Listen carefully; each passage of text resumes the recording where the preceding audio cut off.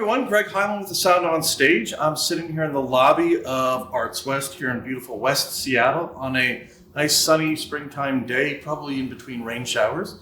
And the reason I'm here is on April 10th, that ArtsWest's next show, ATHENA, a show about two completely polar opposite fencing competitors who are both training for the national championships, is opening on the stage. And we're here to go behind the curtain with the show's director, Kathryn Van Meter. First of all, the play. How did you get involved with it? Yeah, so the artistic director of the theater, Matt Wright, reached out to me with an email and said, hey, we're doing this play in our season and we're thinking of you to possibly direct it. Do you want to give it a read and see what you think?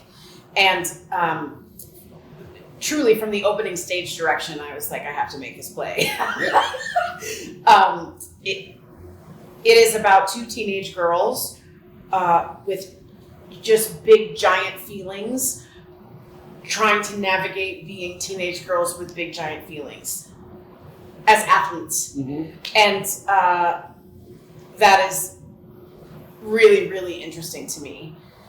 Gracie Gardner, the playwright, she has written very multi-dimensional characters, and it's just very, very rare that women, and particularly young women, get to A, be the leads of a play, B, there gets to be more than one of them on stage at the same time, and C, their story isn't revolved around falling in love with a boy.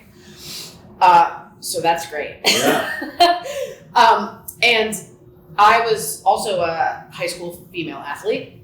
I did not fence, but I played volleyball and basketball, and have often said that everything I learned about theater, I started learning as a teammate on a sports team. And a lot of what I learned about directing, I learned from my early coaches in terms of how to lead and get everybody pointed at the same direction. And makes sense, yeah. Yeah. I definitely think theater is a team sport. Oh, for sure. Yeah. I didn't know anything about fencing. And when Matt and I met about the play, he told me very early in the conversation that before they even officially programmed the play, they reached out to a nonprofit fencing organization in Seattle called Sal Oriole, and that they are essentially going to come on as a co-producer so that they would be in to train the girls how to fence before we started rehearsals, and they would choreograph all the fencing inside the play, and the coaches have been in rehearsal with us once a week, and they had like 15 hours of fencing training before we even started rehearsals. And that partnership the play would not be possible without that partnership. Yeah. Well, it has to, you would imagine, to make it look realistic, make it feel realistic, they've got to have that background. Yeah. And they're really fencing. Yeah. And there is a lot of fencing. There is just a lot of fencing in the play. And hopefully, we will get a lot of people from the fencing community who maybe wouldn't necessarily go see a play.